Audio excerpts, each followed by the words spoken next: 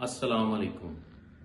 میں نبیل ارشد فرح حبیب کا بڑا بھائی، میرا بھائی فرح حبیب، میرا بھائی ارسلان ارشد اور میری بھابھی کا بھائی سرمد صادق، جو 27 ستمبر کو گوادر سے اغوا ہو چکے ہیں، جو بلوچستان حکومت نے تسلیم کیا ہے۔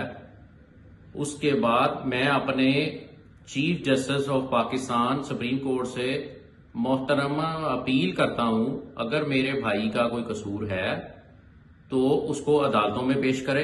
میرا بھائی ایک سچا اور وطن سے محبت کرنے والا ہے، اور جتنی سیاست اب تک ہم نے کی ہے، ہم نے عبادت سمجھ کے کی ہے۔ ہم نے کہیں باہر نہیں جانا، نہ ہماری کوئی جائیدادیں باہر ہیں، نہ ہم نے جانا ہے۔ ہم میں ایک پاکستانی، ہماری رگوں میں ایک پاکستانی خون ہے۔ ہم بہت تشویش میں ہیں اور بہت زیادہ کرب میں گزر رہے ہیں۔